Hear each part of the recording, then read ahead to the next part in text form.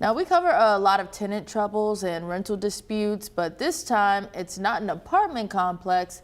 It's the house of the Lord dealing with their landlord. Yeah, a local pastor reached out to T311's Rebecca Brown. He showed her pictures of mold and a broken HVAC system. She joins us live here in studio. Rebecca, this doesn't sound like a typical landlord-tenant dispute. Not at all, Faith and Rolly. This started as a small maintenance, but it turned into an 8-month nightmare for Word of Truth Fellowship. Pastor Carlos Wallace tells me some of his members of the congregation have actually gotten sick because of these conditions. I wanted my people to feel safe. I wanted God's people to feel like they could come to a place and just worship freely. The very building where one comes to lay their burdens down and find relief has transformed into Pastor Carlos Wallace's greatest anguish.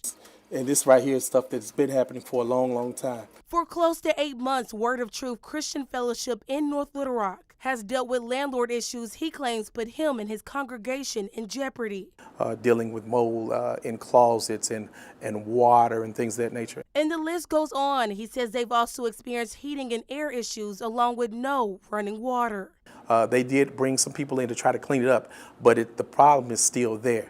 They just basically just put a Band-Aid on something that's steady doing the same exact thing. The pastor expressed disappointment with the landlord, Upper Room Apostolic Ministry, who owns the building. I'm not mad at the church.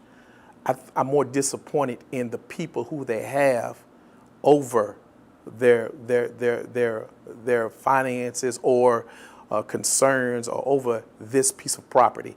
That is where my discouragement came from. We have done everything that we could possibly do. But since then, Pastor Wallace says the situation has escalated. He tells me the church received an eviction notice forcing them to seek a new location. I had to tell my church before Christmas that we're going to have to find another place to go, because the place that we put our blood, sweat, and tears in now, we're going to have to leave. Despite these setbacks, Pastor Wallace remains determined in his faith and mission, saying the church extends beyond the physical building.